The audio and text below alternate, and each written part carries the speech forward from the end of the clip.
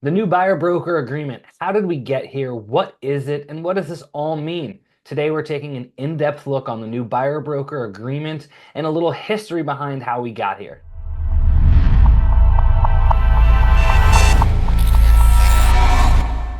Hey guys, Cameron Stewart here with the Homes by Cameron Stewart Real Estate Team powered by eXp Realty. This video series is all about the buyer broker agreement, also known as a buyer contract, buyer agency contract. There's a couple different names for it. But in August of 2024, the National Association of Realtors implemented some changes that require more transparency, specifically around commissions, how much they are, and who's paying them, whether it's the listing agent or buyer's agent's commission. The purpose of this video is to do more of a deep dive about the settlement, what it says, how we got here, and a little bit more historical perspective on how we came to start using buyer's agents agreements and how they've evolved over the years. So be sure to smash the like button and subscribe to this video, share it with friends. Stay tuned, we're gonna go in depth.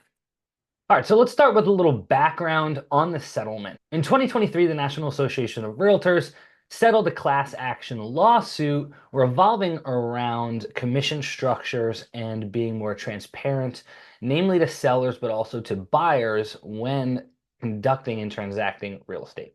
The lawsuit focused on National Association of Realtors policies and alleging overinflation of prices due to clandestine commission structures, which required sellers to offer compensation to buyer's agents allegedly when they were not aware. Critics argued that there was a lack of transparency around the entire ordeal and that more transparency was required in order to help make better decisions when buying and selling real estate.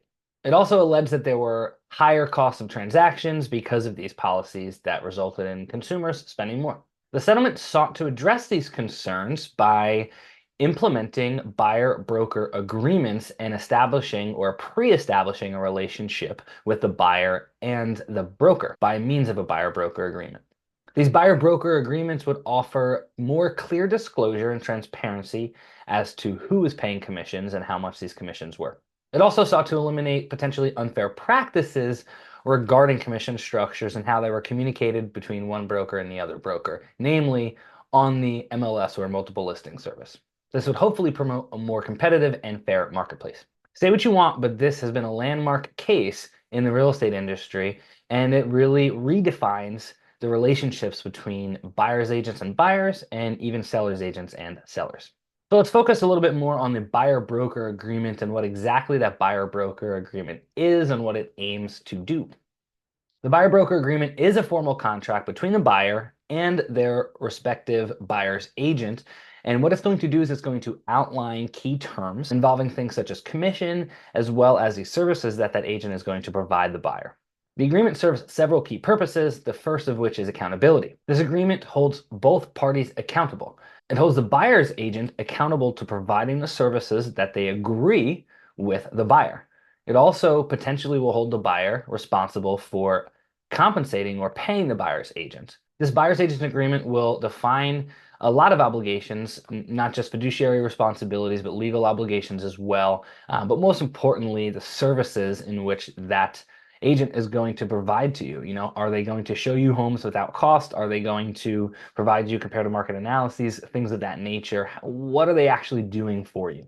The second purpose is clarity. When employing a real estate agent to help you find a home, it's very important to clearly understand what they're doing for you. I previously mentioned it before, but are they helping you with home searches, comparative market analyses? Are they actually willing to show up and open the door for you at a showing? We may find in the future that there are some agents who will only show a certain amount of homes for free in their buyer broker agreement, okay? And then subsequent showings may cost additional money. We don't know. Agents can make their own independent decisions as to how they want to charge their clients. Clarity in negotiations is probably the most important. When you're entering into a negotiation from a buyer's perspective, it's important to know whether or not your agent is going to write in offers of compensation into the agreement, meaning you're going to write the offer stating that the seller is paying the buyer's agent out of their proceeds of the house, okay? You can also agree to pay the buyer's agent directly, the buyer that is, at closing table. So you're going to negotiate differently depending on whether or not you're doing the first or the second of those options. So providing clarity is important as well.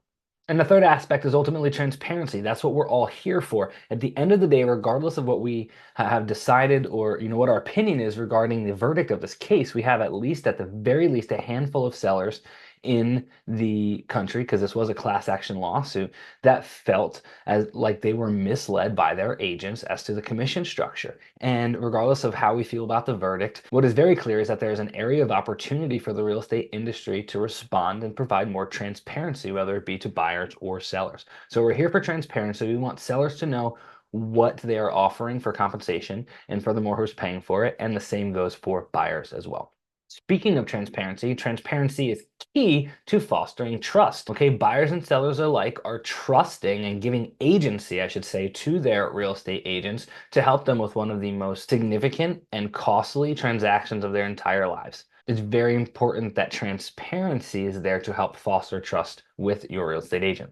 Open communication is one of the ways that we can do this. I would argue that communication is going to be more clear and open after you've been able to have a buyer consultation with your agent. All right. You've clearly defined the terms with them, and that's going to allow you to better understand what they're going to do for you. Furthermore, it'll help reduce conflicts of interest. Okay. Everything's clearly outlined ahead of time, and this should help reduce the amount of conflicts that arise in negotiations down the road, whether it be contract negotiations or whether it be closing negotiations.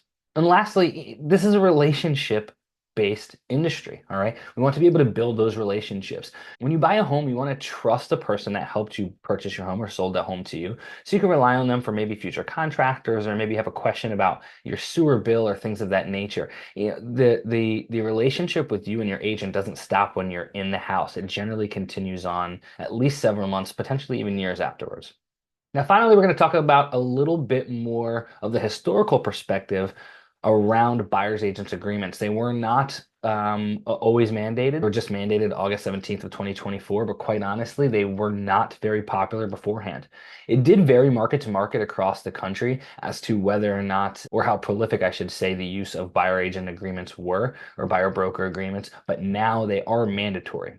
So before the 1990s, and still continuing this day, the industry has largely revolved around listings, and your allegiance as a listing agent lies with your seller. Okay, we saw a lot of sub-agency in years following, and the interesting thing about sub-agency is that when you have an agent representing you from the buyer's perspective, and it's just a sub-agency relationship, their fiduciary responsibilities actually lie with the seller. All right, so we went through a period of time where sub-agency, and once again, it varied market to market, was a lot more popular than it is today.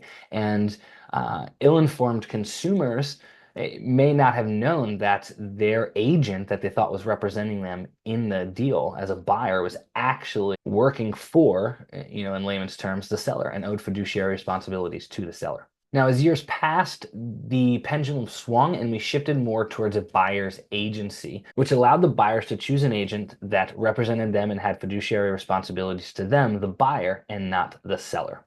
As buyers demanded better representation, buyer's agency agreements and buyer broker agreements became more important to help establishing those relationships. Over time, these agreements have evolved to include more about what the agent is going to provide in terms of services to the buyer, and what it is expected from the buyer from the agent's perspective as well.